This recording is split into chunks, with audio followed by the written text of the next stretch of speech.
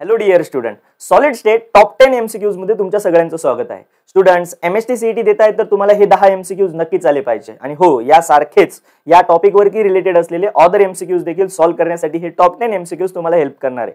So पूर्ण 10 MCQ सोडवायचे आणि आन्सर जर माझ्यापेक्षाही फास्ट तुम्हाला येत असेल तर कमेंट मध्ये टाकायला विसरायचं नाही. नक्कीच तुमच्या एमएसटी सीईटी साठी हे टॉप 10 एमसीक्यूज तुम्हाला हेल्प करतील आणि यासारखे अदर एमसीक्यू सोडवण्यासाठी देखील मी तुम्हाला गाईड करणार आहे. So without wasting a time बच्चा पार्टी, चला तर आपण एमसीक्यूज सॉल्व्ह करूया. So here is your first MCQ. काय सांगतो एमसीक्यू बघा बरं. The vacant space in a body-centered cubic, that is BCC, lattice unit cell is about. So students, BCC मध्ये असलेली वॅकंट स्पेस तुम्हाला विचारलेली आहे. सो स्टुडंट्स, वॅकंट स्पेस आणि occupied space या दोन गोष्टी तुम्हाला इथे लक्षात ठेवायच्या आहे. सो पहिल्यांदा आपण इकडे डाटा बघूया की यासाठी आपल्याला काय काय लक्षात ठेवायला पाहिजे होतं. तो सगळ्यात इम्पॉर्टंट युनिट सेलचे 3 टाइप तुम्ही इथे स्टडी करतात या चॅप्टर मध्ये. एक असतो सिंपल क्यूबिक युनिट सेल, दुसरा असतो तुमचा BCC body centred cubic unit cell आणि तिसरा असतो तुमच्याकडे FCC that is a face centred cubic unit cell. याच्यामध्ये दोन गोष्टी तुम्हाला लक्षात ठेवायच्या असतात. एक म्हणजे काय, तर occupied space. Okay, occupied space आणि यालाच आपण ऑक्युपाइड स्पेसलाच आपण काय म्हणत असतो, तर that is called a packing efficiency. Okay, यालाच आपण म्हणतो पॅकिंग इफिशियन्सी. आणि दुसरं असतं बच्चा party that is unoccupied space. Unoccupied space म्हणजे काय, तर याला आपण सोप्या भाषेमध्ये म्हणतो that is a vacant space. जसं या एमसीक्यू मध्ये विचारलेलं आहे वॅकंट स्पेस काय. सो सिंपल क्यूबिक जर तुम्हाला विचारला तर लक्षात ठेवायचं व्हॅल्यू एकदम इम्पॉर्टंट आणि सोपीशी व्हॅल्यू आहे, ही तुम्हाला जमलीच पाहिजे. तर याची जी व्हॅल्यू असते that is a 52.4. Packing efficiency किती असणार आहे, 52.4%. आणि ह्या व्हॅल्यूला तुम्ही जर 100 मधून मायनस केलं तर तुम्हाला अनऑक्युपाइड स्पेस मिळते दॅट इज 47.6%. ही तुमची अनऑक्युपाइड असेल जर सिंपल क्यूबिक विचारला तर. BCC विचारला तर ऑक्युपाइड स्पेस असली पाहिजे तुमची 68% आणि अनऑक्युपाइड स्पेस असली पाहिजे बच्चा party that is 32%.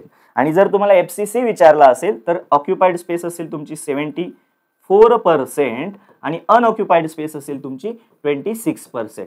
I hope आता या डाटावरून तुम्हाला असा एमसीक्यू वाला तो सोडवता येईल पॅकिंग इफिशियन्सीचा. आता वॅकंट स्पेस विचारली BCC ची, मग BCC ची वॅकंट स्पेस कोणती येईल बघा बरं. सो हेअर इज BCC आणि वॅकंट स्पेस असेल सर 32% आहे का ऑप्शन मध्ये कुठे. Yes, option A is the correct answer. I hope तुम्हाला असे आन्सर स्टिक करता येतील जर असा एमसीक्यू आला तर. चला माझ्यासाठी पुढच्या एमसीक्यू कडे जायचं. Hair is our next MCQ. बघा काय सांगतो MCQ. In a crystal, some ions are missing from the normal side. This is an example of. Okay.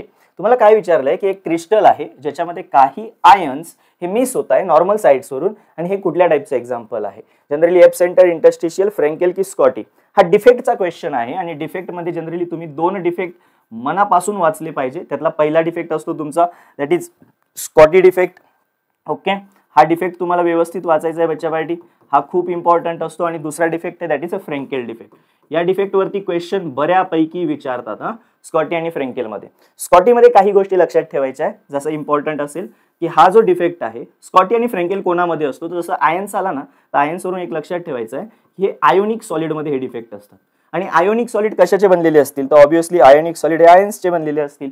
Either cation और अनायन, कटायन अनायन, कटायन अनायन हे असे बनलेले असतील, आहे की नाही. ओके, आणि फ्रँकेल डिफेक्ट पण सेम असणार आहे. फ्रँकेल डिफेक्ट पण आयोनिक सॉलिड मध्ये बघायला मिळतो. आणि आयोनिक सॉलिड कशाचा बनलेला असतो, कटायन अनायनचा बनलेला असतो. Cation anion, cation anion, cation anion. Okay, Schottky defect होतो म्हणजे नेमकं काय होतं, तर स्कॉटी डिफेक्ट मध्ये एक गोष्ट लक्षात ठेवायची आहे की एक कटायन ओके आणि एक अनायन हे पेयर मध्ये, कशामध्ये, पेयर म्हणजे जोडीने, पेयर मध्ये लॉस होतात. व्हेन वन कटायन आणि वन अनायन इन अ पेयर, ज्यावेळेस काही कटायन आणि काही अनायन हे पेयर मध्ये लॉस होतात तर त्यावेळेस जो डिफेक्ट होतो त्याला म्हणतो आपण Schottky defect. Okay, cation and anion हे पेयर मध्ये लॉस होतात. पेयर मध्ये म्हणजे एक कटायन गेला की एक अनायन जाणार. आणि याच्याने होईल काय, तर जी पण वॅकन्सी क्रिएट होईल, रिकामी जागा क्रिएट होईल, तर एक कटायनसाठी आणि एक अनायनसाठी तयार होईल. ओके, म्हणजे कटायन अनायनचा नंबर डिस्टर्ब नाही होणार, इक्वलच असतील ते.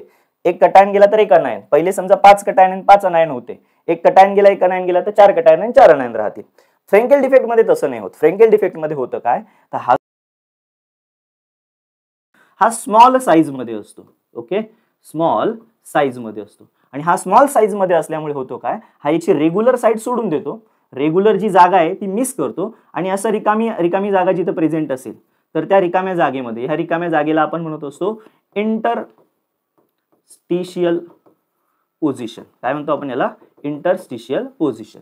सो हा काय करतो, त्याची जागा, रेग्युलर जी जागा आहे ती सोडतो आणि इंटरस्टिशियल मध्ये प्रेझेंट असतो. म्हणजे कुठेही लॉस वगैरे काही नाही होते, फक्त इथून उठणार आणि इथे बसणार. त्याच्यामुळे याच्यात लॉस, नंबर्स कमी होणं, डेन्सिटी कमी होणं असं काहीच नाही होत. या केसमध्ये जर बघितलं तर कटायन आणि अनायन लॉस झाला. कटायन अनायन जर लॉस झाला तर गंमत काय होऊन गेली, इथे हा कटायन गेला, अनायन गेला, रिकामी जागा तयार झाली. रिकामी जागा तयार झाली याचा अर्थ याची डेन्सिटी सुद्धा कमी झाली. येस, हा फंडा लक्षात ठेवायचा. इथे डेन्सिटी कमी होते, इकडे तसं नाही झालं. इकडे यांनी जागा सोडली पण यांनी इंटरस्टिशियल पोझिशन सुद्धा ऑक्युपाय केली. मग इथे डेन्सिटी कमी झाली का, तर नाही. या घरामध्ये 2 माणसं कमी होऊन गेले म्हणून गर्दी कमी झाली. या घरामध्ये माणसं कमी झाले का, नाही. तो फक्त तिथून उठला आणि इथे येऊन बसला, माणसं तेवढेच आहे, म्हणजे डेन्सिटी कमी झालेली नाही. हा पॉईंट लक्षात ठेवायचा आहे. स्कॉटी डिफेक्ट मध्ये डेन्सिटी कमी होते, इथे होत नाही. आता आपल्याला जो क्वेश्चन होता तो क्वेश्चन कडे आपण येऊया. क्वेश्चन काय सांगतोय, in a crystal some ions missing from the normal sides. Missing from the normal sides, त्यांनी नॉर्मल साइड्स मिस करून दिलेल्या आहे, ते तिथे प्रेझेंटच नाहीये. मग अशा वेळेस कोणता डिफेक्ट होईल, सो हा झाला तुमचा स्कॉटी डिफेक्ट, तिथे त्याच्या नॉर्मल साइडला प्रेझेंटच नाहीये. So your correct answer is option D. आता तुम्ही काही जणांच्या डोक्यामध्ये असा पण डाऊट येईल की सर इथे पण नॉर्मल साइड मिस केलेली आहे की नाही, इथे पण काय झालंय, नॉर्मल साइड मिस केलेली आहे. मग बच्चा पार्टी जर तिथे नॉर्मल साइड मिस केली पण त्याने इंटरस्टिशियल पोझिशन पण ऑक्युपाय केली. सो जेव्हा पण फ्रँकेल डिफेक्ट विचारतील ना तर असं सांगतील की नॉर्मल पोझिशन किंवा नॉर्मल साइड मिस केली अँड इंटरस्टिशियल पोझिशन ऑक्युपाय केली, तर त्या केसमध्ये तुम्ही त्याला म्हणायचं फ्रँकेल. पण इथे आता इंटरस्टिशियलचा शब्दच नाहीये कुठे, म्हणजे याचा अर्थ यांनी नॉर्मल पोझिशन मिस केली. So Schottky defect. I hope आता स्कॉटी आणि फ्रँकेल आणि तुम्ही देखील याचे कॉन्सिक्वेन्सेस आणि कंडिशन्स नीट वाचा, कारण की याच्यावरती क्वेश्चन येण्याचे चान्सेस बऱ्यापैकी. चलो बच्चा पार्टी पुढच्या क्वेश्चन कडे जाऊया. Here is our next question, one of the important question. In a compound atoms of element Y form a CCP lattice and those of the element X occupy 2/3 of tetrahedral voids. The formula of the compound will be. Okay, तुम्हाला formula विचारलाय. So असे numericals आले ना, हा पेपरला सुद्धा येऊ शकतो, बोर्डाला 2 मार्काला किंवा MST मध्ये तर हा ऑलमोस्ट येण्यासारखाच आहे. तर कसं सोडवायचं बघा याला. सगळ्यात इम्पॉर्टंट जर तुम्हाला फॉर्म्युला विचारला ना तर सगळ्यात पहिले बघायचं की ॲटम्स कोणकोणते. सो सगळ्यात पहिले एलिमेंट्स कोणते, सॉरी एलिमेंट आहे एक Y. सो आपण लिहिला इथे एलिमेंट Y. ओके, आणि दुसरा एलिमेंट कुठला आहे X. सो आपण इथे लिहून घेतला, दुसरा एलिमेंट आहे आपल्याकडे X. ओके, एक एलिमेंट आहे Y, दुसरा एलिमेंट आहे X. सगळ्यात पहिले याचे ॲटम्स फाइंड आउट करा. मग आता एलिमेंट्स Y ज्यांनी स्ट्रक्चर फॉर्म केलं होतं बघा, यांनी कोणतं स्ट्रक्चर फॉर्म केलं होतं, CCP. स्ट्रक्चरची आपल्याला काही घेणं देणं नाही, जस्ट लक्षात ठेवायचं यांनी स्ट्रक्चर फॉर्म केलं, तर याच्यापासून सुरुवात करायची. एलिमेंट्स Y चे ॲटम जे आपण ते कन्सिडर करायचे Y ॲटम. ओके, त्याच्यानंतर कुठला वॉइड दिसतोय का आपल्याला, येस वॉइड दिसतोय. कुठला वॉइड दिसतोय, टेट्राहेड्रल वॉइड. सो इथे लिहून घ्यायचं टेट्राहेड्रल वॉइड. आता टेट्राहेड्रल वॉइड किती असतो, तर ज्याने स्ट्रक्चर फॉर्म ऑफ केलं ना त्याच्या ॲटम्सच्या डबल. मग डबल का बरं, तर टेट्राहेड्रल वॉइड हा ॲटमच्या डबल असतो म्हणून आपण त्याला डबल घेतो. मग Y ॲटम्स होते तर टेट्राहेड्रल वॉइड झाले 2Y. ओके, जर इथे ऑक्टाहेड्रल राहिला असता तर जेवढे ॲटम्स आहे तेवढेच वॉइड घेतले असते, म्हणजे Y वॉइड घेतले असते. पण आता टेट्रा आहे म्हणून डबल घेतो, 2च वॉइड आहे तुम्हाला, एक टेट्रा आणि एक ऑक्टा. जर ऑक्टा आला तर जेवढे ॲटम्स आहे तेवढेच घ्या, टेट्रा आला तर ॲटमच्या डबल करा. Element of X element. Okay, किती होता X एलिमेंटचे ॲटम्स किती होते, तर कोण सांगेल, तर एकदम सिंपल सर किती वॉइड होते 2Y, आणि या टेट्राहेड्रल वॉइडच्या किती होते 2/3. मग हा 2Y आणि याच्या 2/3 म्हणजे इंटू 2/3 करायचं आहे आपल्याला. ओके, एवढे ॲटम्स एलिमेंट X चे आणि एवढे ॲटम्स आहेत एलिमेंट Y चे. आता बाकी काय, तर आपल्याला एलिमेंट Y चे ॲटम्स मिळाले, एलिमेंट X चे ॲटम्स मिळाले. या दोघांचा काय घ्यायचा, रेशो. मग रेशो घ्यायचा atom of X as to atom of Y. Atom of X किती होते, तर 2 × 2 4 झाला, that is 4/3Y as to atom of Y काय होते, तर Y ॲटम होते सरजी इथं. मग Y काय झाला, कॅन्सल. 3 डिवाइडला इकडे जाताना मल्टिप्लाय. सो रेशो आला 4:3. म्हणजे ॲटम X किती पाहिजे 4 टाइम्स आणि ॲटम Y किती टाइम्स पाहिजे 3 टाइम्स. सो हे आलं तुमचं आन्सर X4Y3. कसं सोडवलंय, एकदम सिंपल आणि सरळ पद्धतीने. ज्याने स्ट्रक्चर फॉर्म केला त्याचे ॲटम्स कन्सिडर करायचे. टेट्राहेड्रल वॉइड कसा आहे त्यानुसार डबल किंवा तेवढेच राहू द्यायचे. एलिमेंट X किती टाइम्स आहे तेवढ्याने इंटू करायचं वॉइडला. सो मला दोघांचे ॲटम्स मिळतात, रेशो घ्यायचा आणि आन्सर काढायचं आहे. कसं आन्सर ऑप्शन मध्ये, yes correct. So option A is the correct one. चलो बच्चा पार्टी नेक्स्ट MCQ कडे जाऊया आपण. Here is our next MCQ. Among the following types of void which have coordination number 4. बर, कोणाला कोणता कोऑर्डिनेशन नंबर 4 शो करतोय, कोणता वॉइड शो करतोय, तर तुमच्या टेक्स्ट बुक मध्ये तुम्हाला 2च वॉइड आहे स्टेट बोर्डला. एक आहे टेट्राहेड्रल वॉइड आणि एक आहे ऑक्टाहेड्रल वॉइड, आणि दोघांचा पण कोऑर्डिनेशन नंबर तुम्हाला पाठ पाहिजे. सो टेट्राहेड्रल वॉइड नावातच आहे टेट्रा म्हणजे 4. सो याचा कोऑर्डिनेशन नंबर आहे 4. आणि दुसरा आहे ऑक्टाहेड्रल वॉइड, तुम्ही नावानुसार जाऊ नका इथे, कारण की ऑक्टा म्हणजे 8 होतो, तर 8 नाही, याचा कोऑर्डिनेशन नंबर असतो बच्चा पार्टी 6. सो टेट्राहेड्रॉइडचा कोऑर्डिनेशन नंबर असेल 4 आणि ऑक्टाहेड्रलचा कोऑर्डिनेशन नंबर असेल 6. सो इथे कोऑर्डिनेशन नंबर 4 विचारला होता. So option C is the correct one. चल नेक्स्ट क्वेश्चन कडे जाऊया बच्चा पार्टी आपण. Here is our next question. बरं, नेक्स्ट क्वेश्चन घेण्या अगोदर सगळ्यात इम्पॉर्टंट इन्फॉर्मेशन तुमच्यासाठी की बच्चापार्टी तुम्ही जर MST CETचं प्रिपरेशन करत असाल तर तुमच्यासाठी एक रेकॉर्डेड बॅच आणलेली आहे. रेकॉर्डेड बॅच म्हणजे जसं आता मी MCQ तुम्हाला सॉल्व्ह करून देतोय, सेम वेने एकदम इन डिटेल MCQ सॉल्व्ह करून दिले जाणार. त्यामध्ये कंटेंट काय काय असणार आहे बॅचमध्ये बघा. बॅचमध्ये कंटेंट असणार आहे थेरी लेक्चर्स, MCQ असणारे प्रत्येक चॅप्टरचे, मॉक टेस्ट प्रोव्हाइड केले जातील, सगळे PYQs कव्हर करतोय. एक्झामला कसं हँडल करायचं त्या स्ट्रॅटेजीज तुमच्यासोबत डिस्कस असेल, काही मोटिवेशनल सेशन्स तुम्हाला दिले जातील, प्रॉब्लेम सॉल्व्हिंग टेक्निक्स असतील आणि कंप्लीट सिलेबस टेस्ट देखील खूप साऱ्या प्रोव्हाइड केल्या जाणार आहे. आणि हा सगळा कोर्स जो आहे तुम्हाला फक्त आणि फक्त 499 मध्ये मिळतोय. येस, ओनली 499 मध्ये मिळतोय. कुठे परचेस करायचा आहे? जेवढ्या लवकर सुरुवात करणार तेवढा चांगला स्कोर येणार. ओके, सो त्यासाठी आत्ताच MST CET बॅचला इनरोल करायचं आहे. कसं इनरोल करायचं आहे तर तुम्हाला सगळ्यात पहिले ऍप्लिकेशन डाउनलोड करायचं आहे. Join the course, that is application काय आहे? गुणवंत माळी. ओके, जस्ट सर्च करायचं आहे प्ले स्टोर मध्ये गुणवंत माळी, मिळून जाईल. तिथून तुम्ही ऍप्लिकेशन डाउनलोड करा. अदरवाईज तुम्हाला लिंक हवी असेल तर जस्ट माझ्या या नंबरवरती तुम्हाला काय करायचं आहे? हाय मेसेज टाकायचा आहे. तुम्ही हाय मेसेज टाकला तुम्हाला सगळ्या लिंक्स मिळून जातील. डाउनलोड करून घ्या, मस्तपैकी कोर्सला इनरोल करा, पेमेंट करा आणि व्यवस्थित इन डिटेल MST CET प्रिपरेशनला सुरुवात करा. ओके, आणि हो, सगळ्या लेक्चर्सच्या नोटिफिकेशन PDFs वगैरे हवे असतील तर स्टडी मटेरियल हवं असेल तर आजच माझ्या टेलिग्राम चॅनलला देखील जॉईन करून घ्या. टेलिग्राम चॅनलची लिंक व्हिडिओच्या डिस्क्रिप्शन बॉक्समध्ये आहे. सो तिथून तुम्ही डाउनलोड करू शकतात बच्चा पार्टी. ओके, चल नेक्स्ट MCQ कडे जाऊया आपण. Here is our next MCQ. Solid CO2 is an example of. Solid CO2 कसलं एक्झाम्पल आहे? कोण सांगेल? Yes, solid CO2. CO2 is an molecule ना, आणि सॉलिड CO2 विचारलाय तर कोणता सॉलिड आला पाहिजे? सो सरजी याचं करेक्ट आन्सर असलं पाहिजे, that is option A, molecular solid. So तुम्हाला या प्रत्येकाचे एक्झाम्पल्स देखील लक्षात ठेवायचे. सॉलिड CO2 मध्ये अजून 2-4 एक्झाम्पल्स आहे, लाईक Cl2 असेल, CH4 असेल, H2 असेल. ओके, Cl2, CH4, H2, त्याच्यानंतर तुम्हाला CO2, O2, हे जे एक्झाम्पल्स आहेत बाळांनो, हे एवढे भारी एक्झाम्पल्स आहेत की असं वाटतं दिसायला अरे हायड्रोजन तर गॅस आहे, ऑक्सिजन गॅस आहे, कार्बन डायऑक्साइड गॅस आहे, मिथेन गॅस आहे, क्लोरीन गॅस आहे, बट हे ऑन सॉलिडिफिकेशन म्हणजे जर तुम्ही यांना सॉलिड मध्ये कन्वर्ट केलं तर तुम्हाला जो सॉलिड मिळणार तो कोणत्या टाईपचा असेल तर तो असेल तुमचा मॉलिक्युलर सॉलिडचा. सो असं नका टेन्शन घेऊ की सर सॉलिड CO2 विचारलं तर पुढच्या वेळेस आम्हाला वेगळं काय विचारतील, तर हो बच्चा पार्टी, ते कधी कधी असं पण विचारतात सॉलिड Cl2. मग आपल्या थोड्याशा चिमणी कावळे उडवायला सुरुवात होते, तर उडाले नाही पाहिजे. सॉलिड H2 विचारला, सॉलिड O2 विचारला, तर यातलं कुठलंही एक्झाम्पल तुम्हाला सॉलिडिफिकेशनला विचारलं तर आन्सर असलं पाहिजे मॉलिक्युलर सॉलिड. ओके, चल नेक्स्ट क्वेश्चन कडे जाऊया. Here is our next question. Which one of the following defect in the crystal lower the density? Okay, मी आताच थोड्या वेळपूर्वी MCQ घेतलाय. कुठे डेन्सिटी लो होते बच्चा party? Lower the density. Yes, एक एक्झाम्पल बघितलं होतं, असं काहीतरी बघितलं होतं का? Yes, CHOTTKY.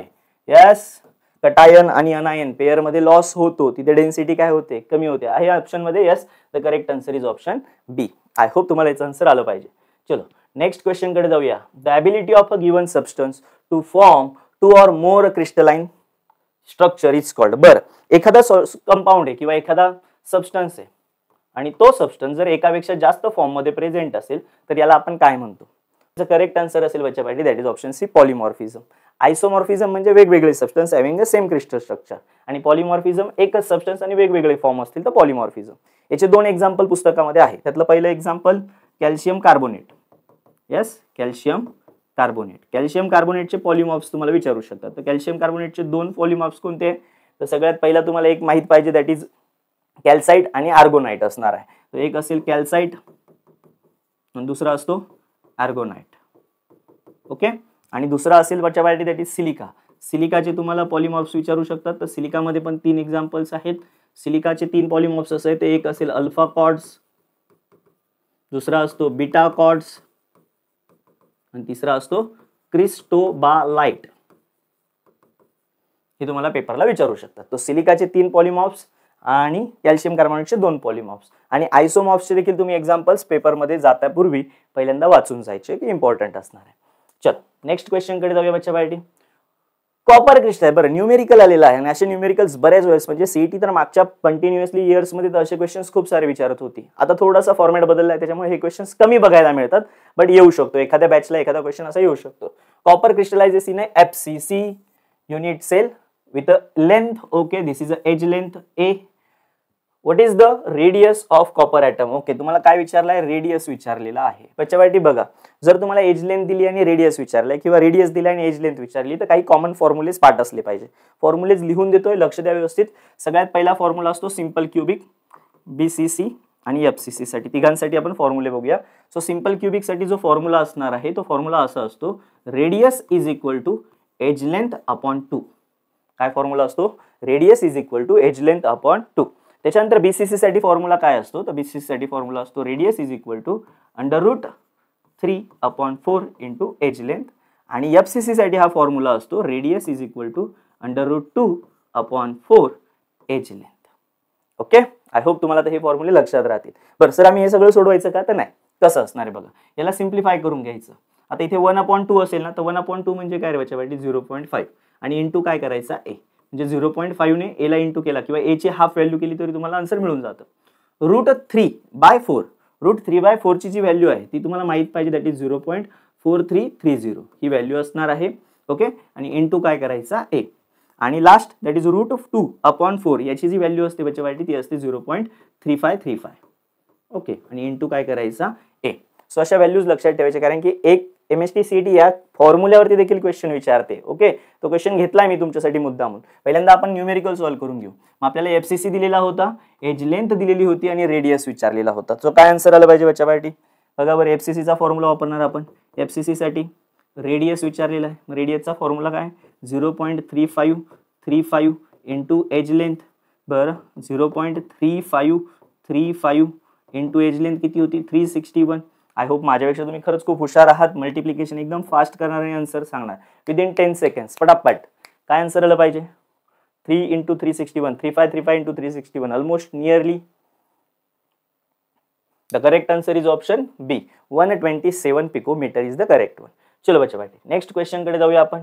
Hair is our next question. Okay, आज आलाय आपला नाही का. आपला जो नेक्स्ट क्वेश्चन आहे तो काय, the solid metal has a CCP FCC structure, the relation of a side cube A and radius of atom R. बर तुम्हाला विचारलं काय, तर एफसीसी साठी किंवा सीसीपी, बघा बच्चावाटी दोघं नावं सारखेच असतात, सीसीपी आणि एफसीसी हे दोघं सेमच आहेत, कन्फ्युज नाही व्हायचं. तुम्हाला ए आणि आर या दोघांचं रिलेशन विचारलंय. ऑलरेडी आपण लास्ट एमसीक्यू मध्ये यांचं रिलेशन लिहिलं होतं. सो काय रिलेशन लिहिलेलं होतं आपण, सो एफसीसी साठी रिलेशन आहे R is equal to √2/4 into A. Okay, so हे एफसीसी साठीचं रिलेशन आहे आणि इथे तुम्हाला ए च्या फॉर्मॅट मध्ये विचारलं, म्हणजे आर साठी नाही विचारलं, ए साठी विचारलं. केलं काय, तर सिंपल एफसीसी साठी फॉर्म्युला होता, that is r is equal to √2/4 into a. तो ए साठी लिहायचा होता, मग 4 इकडे आला तुमचा मल्टिप्लायला, सो हा झाला 4r आणि √2 मल्टिप्लायला होता इकडे येताना डिवाइडला झाला, so upon √2 is equal to A. So this is your formula for a FCC. आहे का ऑप्शन मध्ये कुठे आहे बच्चाबाटी, दिसतोय तुम्हाला, correct, very good. So option C is the correct one. I hope तुम्हाला आता हा एमसीक्यू समजलेला असेल. असा क्वेश्चन देखील फिरवून विचारतात हा पेपरला.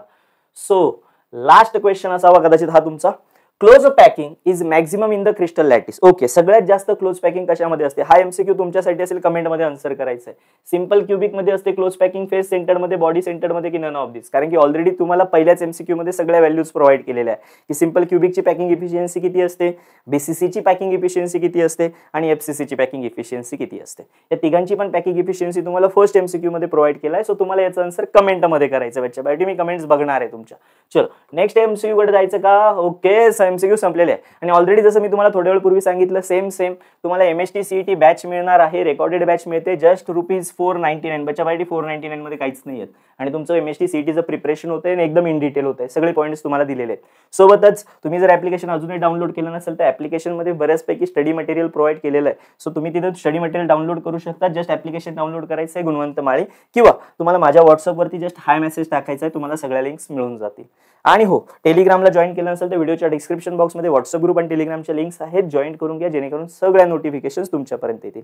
आणि सगळ्यात इम्पॉर्टंट, चॅनलला सबस्क्राईब केलं नसेल तर सबस्क्राईब करा बच्चा बाटी, ते खूप गरजेचं आहे. भेटूया आपण नेक्स्ट सेशनमध्ये, तोपर्यंत टाटा बाय बाय, काळजी घ्या, अभ्यास करा, बाय बच्चा बाटी.